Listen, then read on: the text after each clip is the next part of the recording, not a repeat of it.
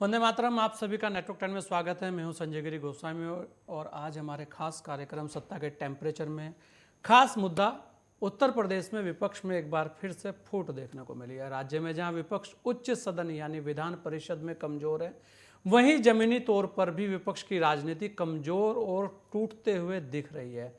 Samajwadi party और सुभाषपा के बीच पिछले कई दिनों से चल रहे सियासी ड्रामे का अंत हो गया है। इसमें सपा ने ओम प्रकाश राजभर के साथ गठबंधन तोड़ दिया है और इसके साथ ही सपा ने पत्र जारी कर सहयोगी दल और प्रसपा अध्यक्ष शिवपाल यादव के साथ सुभाषपा अध्यक्ष ओपी राजभर को बाहर का रास्ता दिखा दिया है। बता दें कि सपा की ओर से जारी पत्र में दोनों नेताओं को साफ शब्दों में कह दिया गया है कि जहां ज़्यादा सम्मान मिले वो वहां जाने के लिए स्वतंत्र हैं। और इसी पर हम आज की चर्चा को खास बनाएंगे कि आखिर ऐसे कौन से कारण हैं कि उत्तर प्रदेश के अंदर जो विपक्ष है कभी भी गठबंधन में साथ बहुत ज़्यादा दूर तक चल नहीं पाया है।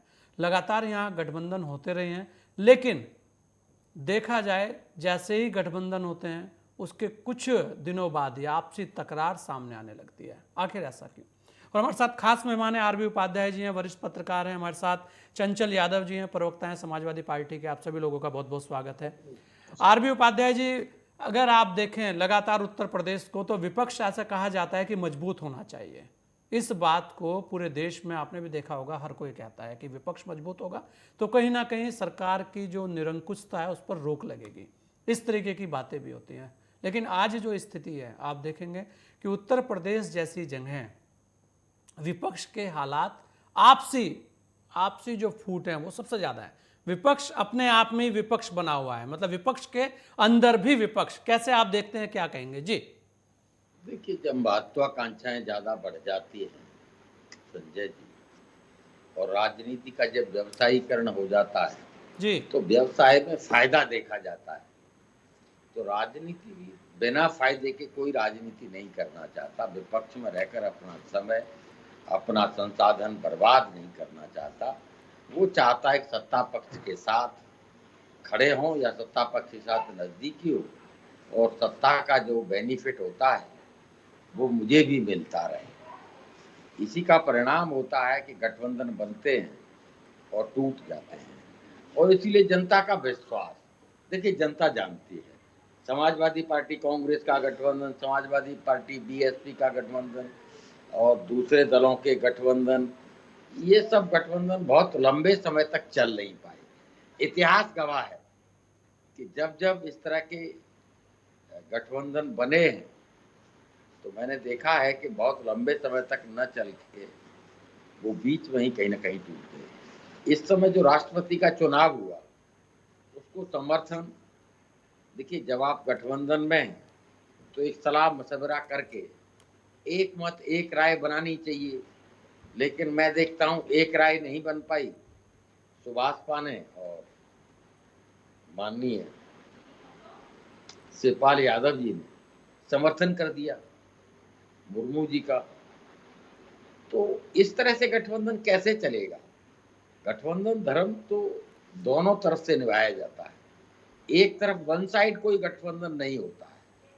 और गठबंधन में बहुत सारे प्रोटोकॉल होते हैं, उन प्रोटोकॉल का पालन करना होता है।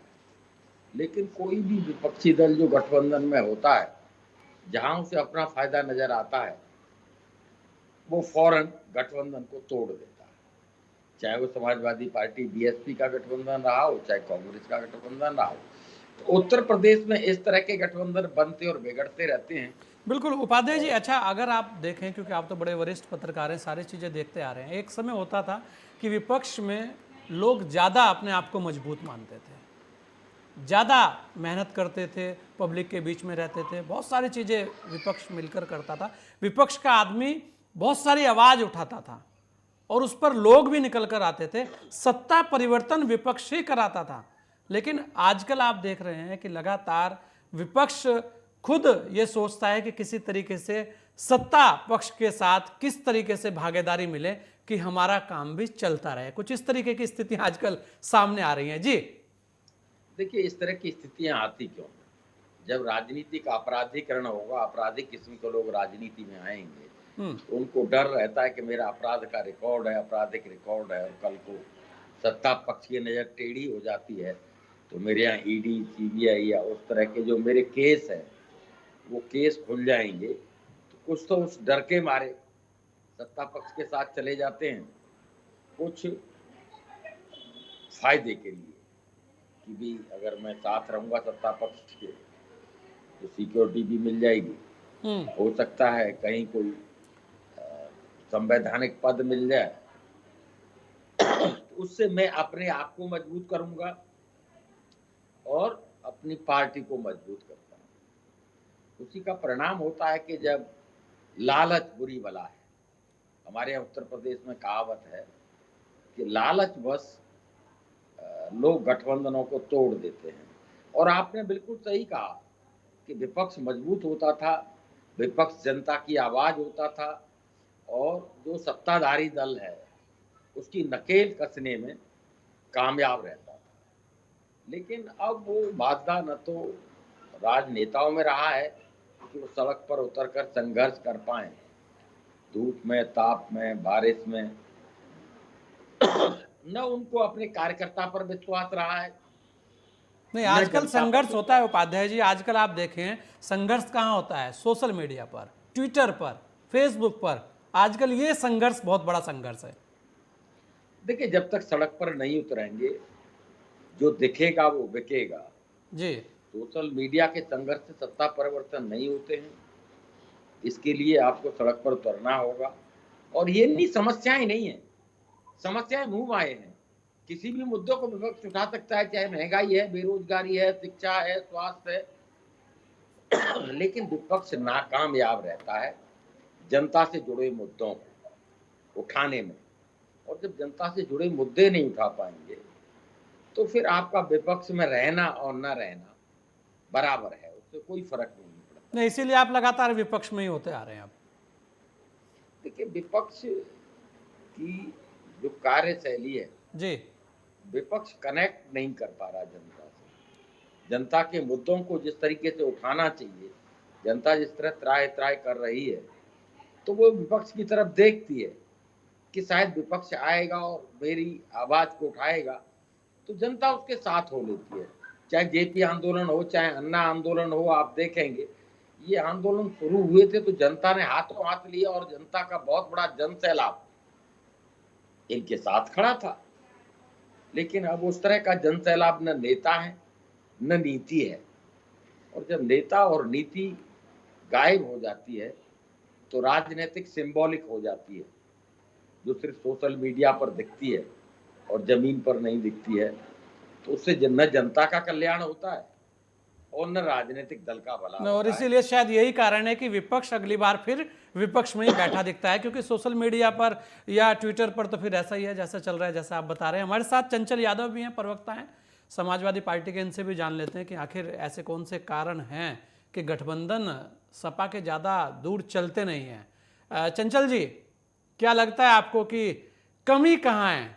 और एक आरोप भी लगातार आप देखेंगे लगता रहा है कि आपके नेता सड़कों पर नहीं दिखाई देते, सोशल मीडिया में, ट्विटर पर, फेसबुक में, उसमें ज़्यादा रहते हैं।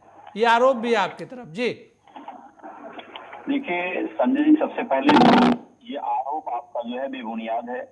हमारे राष्ट्रीय अध्यक्ष जी, आप मुझे पूरे प्रदेश में ऐसा कोई नेता बताइए जो पूरे प्रदेश में कस्बों मोहल्लों तक साइकिल चलाया हो।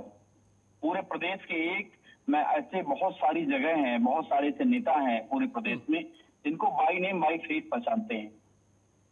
हमारे आदरणीय राष्ट्रीय अध्यक्ष जी आपको बताएं कि एक एक कार्यकर्ता के घर तेरही से लेके शादी विवाह तक भी पहुंच जाते हैं। आप अक्सर करके आप लोग चलाते भी हो। और जो ये मीडिया और जो बीजेपी द्वारा एक प्रोपेगेंडा चलाया जा रहा है कि सड़कों पे नहीं दिखाई देते, आप याद करिए जब अभी चुनाव चल रहा था, सुबह 9 बजे से लेकर के हमारी रैली सुबह 9 बजे तक हुई है। 24-24 घंटे लगातार रोड पे रहने वाले लोग और जनता के सरोकारों में हमेशा आप अगर देखें, अभी आए दिन जब हमारे यहाँ पार्टी कार्यालय में जनता दरबार लगता है, राष्ट्रीय अध्यक्ष यहाँ कोई भी आदमी, चाहे वो हेल्थ से रिलेटेड हो, चाहे किसी के शादी विवाह से रिलेटेड हो, उसकी मदद करते हैं और शादी विवाह से हर जगह दुख सुख में पहुंचने का काम करते हैं। पहली चीज। दूसरी बात आपने जो बताया, उदाहरण आपने बताया कि गठबंधन नहीं चलता है। मैं आपको बताऊं कि अभी ऐसा नहीं है। आप जो आदरणीय ओम प्रकाश राजभर जी की बात हो रही है, आपको बताऊं, ये तो इनका नाम ओम प्रकाश राजभर नहीं बल्कि ओम प्रकाश राठौर होना चाहिए। क्योंकि आपने देखा होगा कि अभी कुछ दिन पहले इन्होंने बीजेपी के साथ जब ये मंत्री बने हुए थे तो ये क्या क्या बोलते थे, अपने बीजेपी अपने मुख्यमंत्री के बारे में क्या क्या बोलते थे, अपने मंत्रियों के बारे में क्या क्या बोलते थे, बीजेपी के लोगों के बारे में क्या क्या बोलते थे। फिर ये हमारे साथ आए। हमारे राष्ट्रीय अध्यक्ष जी का दिल बहुत बड़ा है, वो सम्मान करना जानते हैं, एक एक नेता एक एक कार्यकर्ता का सम्मान करते हैं और घटक दलों का तो बहुत ही सम्मान करते हैं। आपने अभी आपके सामने उदाहरण देखा होगा आपने, चाहे वो आदरणीय जयंत चौधरी साहब हो, चाहे हमारी क्या नाम है बहन पल्लवी पटेल जी हो, सबका सम्मान। आपने ध्यान दिया होगा कि पल्लवी पटेल जी की माता आदरणीय कृष्णा पटेल जी का उन्होंने इस तरीके से सम्मान किया और उन्हें बताया कि मैं आपके बेटे की तरह हूं। तो कहने का मतलब ये कि हम हमारे राष्ट्रीय अध्यक्ष जी है एक दूसरे का सम्मान करते हैं और बहुत बेहतरीन से सम्मान करते हैं। रही बात ओम प्रकाश जी की, आपको नहीं चंचल जी, ऐसा लगता है कि वो तो सम्मान करते हैं लेकिन शायद जो गठबंधन के दूसरे दल हैं वो सम्मान लेना नहीं चाहते। नहीं, आप ओम प्रकाश जी की बात कर लीजिए। आप अभी आप देखिए, ध्यान करिए, यही ओम प्रकाश जी हैं जो कहते थे कि योगी जी फकीर हैं, इनको योगी जी फकीर हैं, इनको मठ में जाना चाहिए, इनको घंटा बजाना चाहिए, इनको शासन सत्ता में रहने की जरूरत नहीं है। लेकिन आज कोई है तो अखिलेश यादव नेता है, तो अब उनका मोटिव नहीं सेट हो पाया। अब उनको कहीं से बड़ी बार्गेनिंग हो गई, उनके साथ में बड़ी डील करने जा रहा है वो। नहीं, आपसे तो शिवपाल यादव जी भी छिटक रहे हैं। नहीं, देखिए, आदरणीय चाचा जी जो है कहीं छटक नहीं रहे, आदरणीय चाचा जी साथ रहेंगे। आप देखेंगे इन फ्यूचर उनका एक बहुत बड़े नेता है, उनका आशीर्वाद रहेगा, वो आने वाले समय बताएगा। हाँ, बस ये था कि अगर उनको लगता है, हमारे राष्ट्रीय नेता ने कहा अगर आपको बहुत ज्यादा कहीं सम्मान मिल जा रहा है सम्मान ले लीजिए, तो इससे बुराई क्या है। जैसे अक्सर करके ये आता है कि भाई हमें चंचल जी, ऐसा तो नहीं लग रहा कि कहीं आशीर्वाद तो आपको चाहिए लेकिन भागीदारी देने से कहीं ना कहीं इनकार है? नहीं, एकदम भागीदारी है। आप देखें, आदरणीय चाचा जी समाजवादी पार्टी के से जो है विधायक है और एक तरीके से कह सकते हैं कि वो तो अपने दम पे विधायक हैं, पहले भी विधायक थे। नो डाउट तो बहुत बड़े नेता है और एक बहुत बड़ा पद उनका है। हाँ। आप कह सकते हैं उनका सम्मान है समाजवादी पार्टी का। लेकिन जहां तक ओम प्रकाश जी की बात है, आपने कभी ये नहीं देखा होगा आपके क्या नाम है आदरणीय शिवपाल जी, एक कभी जो बातें आती है मीडिया में, बाकी उनके तरफ से कोई ऐसा वक्तव्य नहीं आता है, लेकिन आदरणीय ओम प्रकाश जी की तरफ से आए दिन जो बीजेपी उनको स्क्रिप्ट लिख के देती है उनका ओम प्रकाश राजभर जी बोलते हैं। तो चंचल जी, ध्यान है आपको, पहले भी वो कुछ इसी तरीके से बोलते थे आपके गठबंधन से पहले आपके लिए, फिर उसके बाद आपके साथ आ गए तब उनके लिए बोलते थे। तो आप सभी को ले लेते हैं और फिर सभी को भेज देते हैं कि जाइए। अब संजय सर देखिए, अगर गठबंधन अगर है तो गठबंधन है, कोई बात अगर आपको लग रही बुरी लग रही तो आप कोई बाकी बात रखता है और वो पब्लिक फोरम में नहीं रखता है। अगर आपको कोई प्रॉब्लम है, कोई चीज आपको क्या नाम लगता है किसी चीज को डिस्कस करना चाहिए तो डिस्कस करनी चाहिए बैठ करके। लेकिन इनका क्या सिस्टम है, इनका सिर्फ ओम प्रकाश जी का पब्लिक फोरम में जाकर के बात करते हैं। तो ये बीजेपी के द्वारा जो है फंडेड इस समय ये काम कर रहे हैं। मैं आपको बताऊं, आज के टाइम इनका बस एक सिस्टम है कि किस तरीके से समाजवादी पार्टी को। चलिए, अच्छा ये ठीक है, चलिए इनके साथ तो आप कह रहे हैं कि ये बीजेपी की लिखी स्क्रिप्ट पढ़ रहे हैं या आप बोल रहे हैं, लेकिन कांग्रेस आपसे चली गई, बसपा आपसे चली गई। अच्छा, आप देखिए, बसपा की जहां तक बात है, आपको याद होगा जो बहुजन समाज पार्टी जो है 0 सीट पे थी, हमारे साथ उनका गठबंधन हुआ, वो 10 से 11 सीटें वो लोग जीते और उसके बाद बहन जी ने ही गठबंधन तोड़ा है। अगर आपको याद होगा तो बहन जी ने गठबंधन तोड़ा, उन्होंने कहा कि जो हमें एक जाति विशेष का वोट नहीं मिला। तो दुर्भाग्य है इन लोगों का, आप अभी लोकसभा लड़ेंगी, आप देखिएगा क्या हासिल होगा। तो बस कहने का सिस्टम है कि भाई मोटिव है, सबका इंडिविजुअल मोटिव है, समाज से किसी से कोई मतलब नहीं है। आदरणीय बहन जी, आज के टाइम में आप देखिए पूरे प्रदेश में आज तो दलित समाज से लेके वंचित समाज से लोग आज अपने आप को ठगा महसूस कर रहे हैं कि किस तरीके से हमारे वोट की ठेकेदारी कौन करता है। ये मैं ज्यादा उन बातों पे नहीं आऊंगा, हम समाजवादी लोग सबका सम्मान करना जानते हैं। चलिए, हमारे साथ मनीष शुक्ला जी भी हैं, वरिष्ठ पत्रकार हैं, उनसे भी जान लेते हैं कि उत्तर प्रदेश में चल क्या रहा है। मनीष जी, आपका बहुत बहुत स्वागत है। मनीष जी, लगातार उत्तर प्रदेश के अंदर गठबंधन बनते रहते हैं, बिगड़ते रहते हैं, आपस में विपक्ष के अंदर भी विपक्ष है, सारी चीज़ें आप भी सुन रहे हैं। आपको क्या लगता है कि वो कौन से कारण हैं, और जो विपक्ष की भूमिका होनी चाहिए उस तरीके की आजकल भूमिकाएं भी नहीं दिखती हैं? जी, आप देखिए जैसे जी, अभी राष्ट्रपति का चुनाव हुआ तो उसमें यहाँ उत्तर प्रदेश से जो विपक्ष के 6 जो समाजवादी पार्टी के विधायक हैं, जी। उन्होंने क्रॉस वोटिंग की। इससे पूरी तरह स्पष्ट हो जाता है कि अखिलेश यादव, चाहे उन्होंने 2017 का चुनाव लड़ा हो या उसके पहले लड़ा हो या उसके बाद में, हर चुनाव में विपक्ष एक नया गठबंधन करता है। वो कांग्रेस के साथ भी उनका जो गठबंधन है वो फेल रहा, उसके बाद में जो है बसपा के साथ भी उसके जैसे ही चुनाव खत्म हो गया वो गठबंधन भी खत्म हो गया। तो यही हाल जो है ओम प्रकाश राजभर और शिवपाल यादव के साथ भी हुआ। ओम प्रकाश राजभर जो है वो अपने बेटे के लिए एक एडजस्टमेंट मांग रहे थे। आपने जयंत चौधरी को राज्यसभा दिया और उनके बेटे के लिए अगर नहीं दिया तो ये राजनीतिक गिव एंड टेक का पूरा फार्मूला आजकल चल रहा है। सत्ता के लिए राजनीति हो रही। तो ओम प्रकाश अगर छिटक के इधर आ गए हैं या आज बिल्कुल उनके सुर बदले हुए हैं, वो अखिलेश यादव के खिलाफ बिल्कुल हावी हैं, तो इसका सीधा सा कारण यही है कि जो अखिलेश यादव से वो चाहते थे वो उनको नहीं मिल पाया। और ये जो 2022 का जो चुनाव था, आप देखिए उसमें बहुत बड़ा एक जो है विपक्ष के तौर पे अखिलेश यादव को वोट मिला, सपा को वोट मिला। 85% जो मुस्लिम वोट है वो पूरा अखिलेश यादव के पास गया। और अभी आप देखिए जो बरेलवी हैं, जो साहबुद्दीन बरेलवी हैं, जो मुस्लिम संगठन है बरेली का, उसके जो महासचिव हैं, उन्होंने स्पष्ट रूप से कहा कि ओम प्रकाश राजभर पूरे प्रदेश में अभियान चलाएं और समाजवादी के खिलाफ अभियान चलाएं। तो ये संदेश दे रहे हैं कि जो मुस्लिम वोट है वो भी इनके साथ जो दूर छिटक जाएगा आने वाले समय पे। और ओम प्रकाश राजभर कहीं ना कहीं संकेत दे रहे हैं कि वो बसपा के साथ भी जा सकते हैं। तो अपने आप में राजनीतिक समीकरण 2024 के लिए नए सिरे से तैयार हो रहे हैं और इसमें अखिलेश यादव जी को बहुत ही मतलब फूक के कदम रखने वाली स्थिति है, क्योंकि एक भी गलत निर्णय उनको आगे आने वाले समय में जो उनका एक विकल्प देखा जा रहा है कि सत्ता के रूप में वो सामने आ सकता है, तो उसमें उनको नुकसान उठाना पड़ सकता है। नहीं, बिल्कुल मनीष जी, एक चीज और है, अगर आप देखें लगातार ये भी कहा जा रहा है कि गठबंधन टूटने का एक और बड़ा जो सवाल है लगातार जो लोग उठाते हैं, वो कहते हैं कि सपा के लोग अब जो धरातल पर जो सड़कों पर आंदोलन करते थे वो अब नहीं दिखते। ये भी लगातार विपक्ष के लोग उनके ऊपर ही, और यहां तक कि अब तो अपने लोग भी सवाल उठाने लगे हैं। जी जी बिल्कुल भाई, ओम प्रकाश राजभर ने जो पहला स्टेटमेंट दिया है अखिलेश यादव जी के खिलाफ, वो यही कहा कि वो एसी की राजनीति करते हैं, वो कार्यकर्ताओं से मिलते नहीं है। उनका एक अपना एक कैबिनेट किचन है जिससे वो बात कर लेते हैं, निर्णय ले लेते हैं और वो थोप दिया जाता है जनता पर। वो रामपुर नहीं जाते हैं।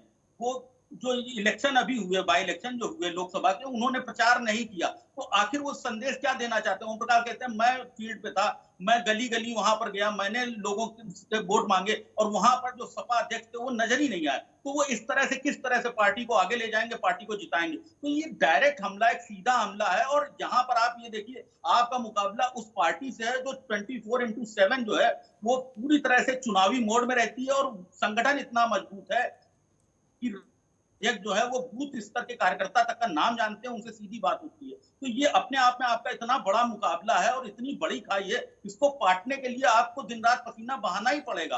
आपको जनता को संदेश देना पड़ेगा कि हम आपके लिए खड़े हैं, लड़ रहे हैं। और तभी आप साउथ की राजनीति देखिए या ममता बनर्जी की आप राजनीति देखिए, सत्ता में होकर भी वो विपक्ष की जो एक भूमिका निभाती है, जिस तरह से जमीन पे आके लड़ती है अपने विरोधी के खिलाफ, तो अपने आप में जो उनका सपोर्टर है वो मजबूती से उनके साथ खड़ा होता है। और यहाँ पर उत्तर प्रदेश में क्या हो रहा है कि जो बड़े दल हैं जैसे बसपा हो गया या सपा हो गया, तो इन लोगों का अपना जो एक राजनीतिक जो एक स्टाइल है वो अपना एक, अगर मान लीजिए सत्ता में है तो इन्होंने खूब आगे बढ़ के भूमिका निभाई, लेकिन विपक्ष में आते ही साइलेंट मोड में चले जाते हैं। चाहे बहन जी हो, बहन जी भी सत्ता जब तक नहीं आती है वो पूरे अपने जो अपना उनका वो दरबार है, अपना जो घर है, वहीं से वो राजनीति संचालित करती है। और यही हाल अब अखिलेश यादव जी का भी हो रहा है। तो ये जनता बहुत ही सारा जानती है, जनता देख रही है। सारी चीजें जो विवाद होते हैं जनता के सामने आते हैं, साइलेंट मोड में भले ही जनता हो, लेकिन जनता देखती है और जनता उसी को वोट करती है जिसमें उसको अपना भविष्य नजर आता है। तो ये विपक्ष को भी रणनीति बनाने की जरूरत है और मुकाबला तभी आप सत्ता से कर सकते हैं जब आप मजबूत होंगे। नहीं, बिल्कुल ये बहुत बड़ी बात है शुक्ला जी, आपने बहुत सारी चीजें की क्योंकि समय भी कम है। आरबी उपाध्याय जी, आपको लगता है कि जिस तरीके से 2024 आने वाला है उसे लेकर ये जो संकेत आजकल मिल रहे हैं गठबंधन के, कुछ नए गठबंधन सामने आ सकते हैं या इस बार भी सब अलग अलग लड़ेंगे? और जो आज की तारीख में जिस तरीके के आरोप प्रत्यारोप विपक्ष में ही चल रहे हैं, उसे कैसे आप देखते हैं? जी देखिए, जब विपक्ष बिखरा हुआ होता है, आपस में आरोप प्रत्यारोप लगाता रहता है, सत्ता पक्ष को उसका फायदा मिलता है। और जब पुराने समीकरण बिगड़ते हैं तो नए समीकरण बनते हैं। आज अगर ये गठबंधन टूट रहा है तो नए गठबंधन बनेंगे। क्यों? विपक्ष में कोई भी पार्टी अपने दम पर, अकेले के दम पर सत्ता परिवर्तन नहीं कर सकती है। इस बात को जो क्षेत्रीय दल है, चाहे वो समाजवादी पार्टी है, चाहे वो बीएसपी है, चाहे वो कांग्रेस है, बहुत अच्छी तरह जानते हैं। इसीलिए आप देखेंगे जैसे ही 2024 का इलेक्शन आएगा तो सब एक दूसरे की तरफ देखेंगे और फिर एक नए समीकरण बनाने की कोशिश करेंगे। और बिल्कुल ये है कि सबका अपना अपना नैरेटिव होता है। देखिए, ओम प्रकाश राजभर भी जो चाहते थे जैसा कि अपने बेटे को सेटल करना, नहीं कर पाए, छोड़ दिया गठबंधन। तो गठबंधन ये समझना होगा जनता को कि ये गठबंधन जनता के लिए नहीं है। कोई भी गठबंधन हो रहा है वो जनता के हित में या जनता के लिए नहीं है, अपने लिए है और अपनी पार्टी के लिए है और अपने कार्यकर्ताओं के लिए है। नहीं, बिल्कुल आरबी उपाध्याय जी, अच्छा एक चीज़ अगर आप देखें, आजकल विपक्ष की धार जो कुंद हुई है, जो कहा भी जा रहा है, अभी मनीष शुक्ला जी ने भी बोला और भी लोग बोल रहे हैं कि विपक्ष की अब विपक्ष वाली भूमिका रही नहीं है। तो क्या लगता है कि 2024 ऐसे ही ट्विटर खेलकर जीता जाएगा? देखिए, जब तक आप सड़क पर नहीं आएंगे, जनता के मुद्दों को मजबूती से नहीं उठाएंगे, संघर्ष नहीं करेंगे, तो सिर्फ सोशल मीडिया पर बैठकर इलेक्शन नहीं जीते जाते। इस बात को सभी पॉलिटिकल पार्टियां भली भांति जानती हैं, लेकिन जनता के मुद्दों पर जनता से कनेक्ट नहीं कर पाती।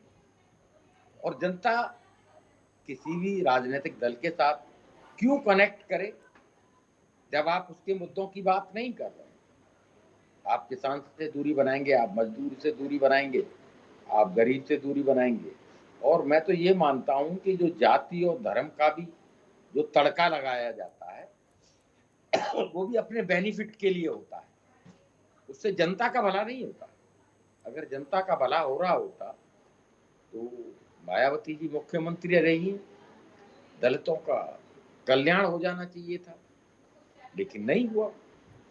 ओम प्रकाश राजभर भी जिस समुदाय विशेष की राजनीति कर रहे हैं उसका कितना कल्याण हो रहा है, वो आकलन का विषय है।